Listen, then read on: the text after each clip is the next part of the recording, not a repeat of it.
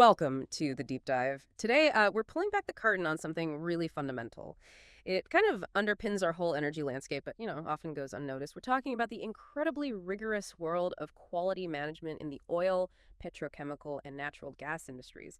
And we're zeroing in on one specific standard, ISO 29001.2020.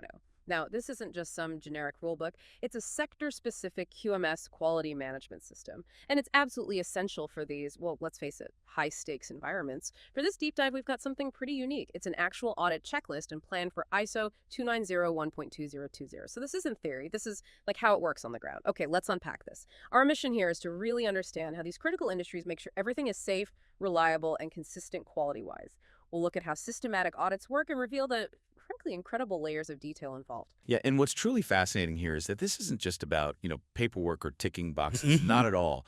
This framework, ISO 2901, it's the actual foundation. It underpins the consistent, safe, reliable operation of some incredibly complex processes, and it's in a vital global industry. When you think about the sheer scale and the potential consequences if something goes wrong in this sector, well, you start to get how deeply compliance impacts daily operations and the critical infrastructure that, let's be honest, affects all of us. Absolutely. So to really get how this works in practice, let's start with what an audit even looks like.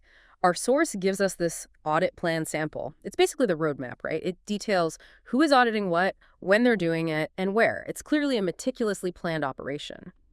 Yeah, this sample schedule, it paints a really clear picture. It shows a concentrated effort over 6 days. Specifically, it lists August 1st to August 6th, 2025. So it's not just a quick check-in. It's a real deep dive into specific functions. For instance, the plan shows procurement being audited on supplier evaluation and performance. And that links directly to clause 8.4 of the standard. Then you've got engineering focusing on design and development, operations looking into equipment maintenance. Even the management team gets audited on their review process under clause 9.3. And it's not just one person doing all this. The plan lists key roles. John Ahmed, QA lead, Mary Hussein from engineering QA, Ali Khan, QHSE team, all working with a lead auditor. It really highlights that cross-functional nature of quality. It's definitely a shared responsibility right across the organization. It certainly is. And speaking of shared responsibility, something often overlooked is the follow-up. Our plan shows the final day, August 6th, isn't for new audits. It's specifically dedicated to follow-up on previous NCs, non-conformities. You mentioned earlier, this isn't just bureaucracy. So how does an audit actually go beyond just finding problems? How does it drive real, sustainable change? That's a really powerful question. Because look, just finding a problem doesn't fix it, does it? The real value of an audit, especially in an industry where safety is just paramount, is its ability to foster continuous improvement. That dedicated follow-up day, that's where the rubber meets the road. It makes sure those identified nonconformities aren't just logged and forgotten. It ensures the root causes are properly analyzed and that effective corrective actions are actually implemented and, crucially, verified. It really pushes companies beyond quick fixes towards building genuine systemic resilience. It's all about closing the loop, learning from every single issue, big or small. That continuous improvement loop, yeah, absolutely vital. So, okay, we understand the roadmap now, but what are auditors actually looking for when they're in these departments? Let's turn to the audit checklist. This is where we get into the granular detail. It's structured really nicely, requirement from the standard, the audit question they ask, and then the objective evidence needed. Let's try and decode this clause by clause, starting with clause 4, context of the organization. This feels really foundational, doesn't it? It's not just defining the QMS, but truly understanding the organization's whole environment and purpose.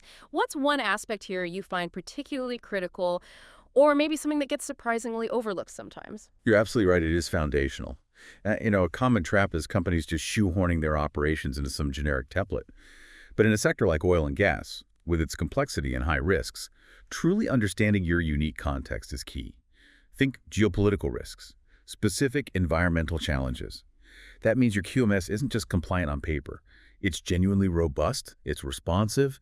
The checklist asks for evidence like strategic analysis, SWOT, PESTEL reports, stakeholder registers too. These aren't just buzzwords. They provide the strategic insights to ensure the quality system actually supports the business's real risks and opportunities, not just some theoretical model. Yeah, that makes perfect sense. Oh. A QMS that actually fits the purpose. Okay, then clause 5, leadership. Yes. This focuses on top management showing demonstrable commitment. It's not enough just to have a quality policy document somewhere. It has to be relevant, communicated, understood by everyone. Is it about making sure it's lived through the organization, maybe down to things like induction slides? Exactly. Precisely. In a high-risk environment, that quality policy isn't just words on a page. It's a fundamental commitment from the very top. Auditors look beyond the document itself. They want to see if it's genuinely embedded in the culture. Evidence could be consistent messaging on display boards or, yeah, like you said, within employee induction materials, because that directly impacts every decision, every process, and ultimately safety on the ground. Right, okay. Clause 6 is all about planning, how risks are managed proactively. I saw the checklist mentions looking at risk registers and even FMEA failure mode and effects analysis. What's the significance of FMEA specifically in this context? Oh, FMEA is critical. It's a systematic, proactive way to identify potential failures before they happen, whether in a design or a process. Then you assess the impact and figure out actions to mitigate them. In oil and gas, a single equipment failure can have massive consequences, right? So relying on FMEA means you're trying to predict and prevent disaster, not just react when it happens. It's about building safety in, right, from the earliest planning stages. And the quality objectives, they also have to be measurable, linked to KPIs, key performance indicators. So they're not just vague aspirations, they're actionable targets. Got it. Building safety in. Clause 7 covers support, the foundations like resources, competence, document control. When it comes to competence, the checklist mentions reviewing training records and even interview results. Why is that interview results part so telling for an auditor? What does that show? Well, it's the difference between knowing someone has a certificate, maybe, and knowing they actually understand and can apply their training. Right. Interviewing employees lets the auditor gauge awareness firsthand, see if the knowledge is truly embedded. It's a really vital check that competence isn't just on paper, but it's demonstrably present in the workforce, which is paramount in an industry dealing with hazardous materials, complex machinery, you name it. And proper document control, too. A robust document register, clear revision logs. It ensures everyone's working from the most current, accurate info. Makes sense. Okay, now Clause 8, operation. This is really the core, isn't it, where the rubber meets the road. When we get to this part, what specific controls jumped out at you in this checklist? Things that are absolutely non-negotiable for safety and reliability, especially around, say, welding or NDT, non-destructive testing. Excellent question, because this is where the precision of the standard really shines. For critical processes like welding or NDT, it's just not enough to do it. The checklist demands really stringent control, evidenced by things like inspection and test plans, or ITPs. Now, these aren't just bureaucratic hurdles. They are literally the safety blueprint for that job. They dictate exactly what, how, and when a critical process gets verified. Think about the immense pressure in a pipeline. A single faulty weld, if missed during NDT, well, it could lead to catastrophic failure, loss of life, environmental damage. So for the auditor, diligently reviewing those ITPs, making sure they're followed, or scrutinizing NDT records, it isn't just about compliance checking. It's verifying the actual integrity of the entire system, ensuring production, service provision, product release all meet those stringent requirements. So it's about building quality in it at every single step, not just, hoping to catch defects at the end. That makes a lot of sense. Okay, Clause 9 is performance evaluation. How do these companies know if they're actually doing well? How do they measure success? Right, this is where they track and prove effectiveness. They look at things like key performance indicator dashboards, KPIs. They review the results of their internal audits using detailed audit reports. And they assess the outcomes of regular management reviews, minutes, action logs, that sort of thing. It's the feedback mechanism, really. Allows them to see what's working, what isn't, and where they need to, course correct. It's essentially a closed-loop system of feedback and response. And finally, Clause 10, improvement. The quality cycle never really ends, does it? When things do go wrong, nonconformities occur, root cause analysis is key. The checklist mentions RCA reports and 8D forms. What exactly is an 8D form and why is it preferred here? The 8D form, 8 disciplines. It's a very structured, team-based problem-solving method, crucial for robust root cause analysis. It moves way beyond just identifying what went wrong. It systematically investigates why it happened, then helps implement effective corrective actions and establish preventive measures so it doesn't happen again. For auditors, seeing a well-completed AD form shows the organization isn't just patching problems over. It shows they're genuinely learning from failures to prevent recurrence. This commitment to continual improvement, often formalized in something like a yearly improvement plan, is just vital for long-term safety and operational excellence. Okay, so that covers the general structure, but what makes ISO 29701 truly special beyond these general quality management requirements we've just discussed? It's these additional checks, right? Specifically tailored for the petroleum, petrochemical, and natural gas industries. These are unique and they directly address the exceptionally high stakes of this sector. What stands out to you as particularly crucial among these sector-specific requirements? Well, two things immediately jump out. The requirements around reliability engineering and special processes. For example, standard mandates using principles like reliability-centered maintenance or RCM, and tracking metrics like mean time between failures, MTBF. This isn't just about fixing things when they break. No, it's about proactively predicting and preventing failures, especially in extremely critical equipment, pumps, compressors, turbines, you name it. This directly impacts uptime, efficiency, and critically safety. That makes incredible sense. It's foresight, not just hindsight. Okay, what about these special processes like welding? How does ISO 29001 handle those differently? That's where lives can literally be on the line. Seriously. A single compromised weld on a high-pressure pipeline or an offshore rig, that isn't just a defect, it's a potential disaster. That's why the standard demands such rigorous qualification. Through welding procedure specifications, WPS, and procedure qualification records, PQR, it's about proving competence before you even strike an arc, ensuring the process consistently delivers a sound, reliable weld. And similarly, NDT, non-destructive testing, is crucial to verify that internal flaws, things you can't see, are caught before that equipment goes into service. And I noticed the checklist really emphasizes enhanced traceability. Why is that such a critical factor in this industry specifically? What's the big deal there? Oh, traceability is absolutely vital. For risk management, for accountability. Just imagine a defect is found in a batch of steel used in, say, a drilling rig component or part of a refinery. With a robust traceability matrix, you can immediately identify where that material came from, where else it was used. You can see if there's a systemic issue with a particular supplier or maybe a production lot.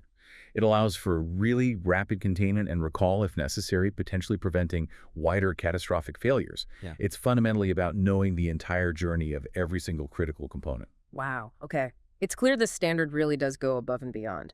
It also mentions a supplier defect prevention program. What does that involve? It's maybe different from just standard supplier evaluation. It's about shifting the mindset, really. Moving from a reactive, inspect stuff when it arrives, approach to a proactive collaborative partnership. Look, in oil and gas, supply chains are incredibly complex. They're global. A defect originating from a sub-supplier, maybe many tiers down the chain, can still have severe consequences upstream. So a defect prevention program means working with your suppliers, helping them implement robust quality controls at their facilities, sharing best practices, ensuring they truly understand the unique demands and the high-risk nature of the products they're supplying into this sector. It's essentially about pushing quality assurance further down the supply chain. This brings up an important question then. How do all of these specific sector-focused checks really address the unique risks?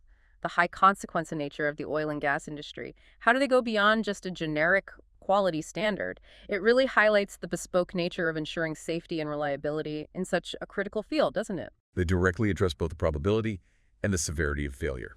That's the key difference. A generic quality standard, it mainly focuses on achieving consistent output. ISO 29001 has layers of robustness. Explicitly to manage the extreme conditions, think high pressures, high temperatures, corrosive environments, hazardous materials that are just inherent to this sector. It mandates controls for scenarios where human lives, significant environmental impact, or massive financial losses are genuinely at stake. It's about baking in safety and reliability, not just quality in a general sense, from design right through operation, all to ensure that the energy infrastructure we all rely on is truly sound. That's it. So, bringing it all together then, the ISO 29001.2020 Audit Checklist and Plan. Well, it isn't just a document, is it? It's a comprehensive, living tool used for assessing compliance, driving performance, and preparing these companies for those crucial third-party certification audits. So what's the real-world impact of all this for you, the listener? It means that this incredibly structured, detailed approach to quality management in the oil and gas sector, it translates directly into the reliability and safety of the energy that powers our homes, our cars, our entire world. It really is the invisible scaffolding supporting these massive, complex operations. And zooming out just for a final thought, maybe reflect on how these kinds of rigorous, systematic audit processes, seen here in one of the world's most critical industries, how that might inspire thinking about quality and risk management in any field, really, Whether you're in software development, maybe healthcare, even complex project management, anywhere where high stakes and complex systems are involved, how can these core principles, identifying context, ensuring leadership, planning for risks, supporting operations, evaluating performance, and always improving, how can they be universally applied? How could they strengthen your own processes and outcomes? Something to think about.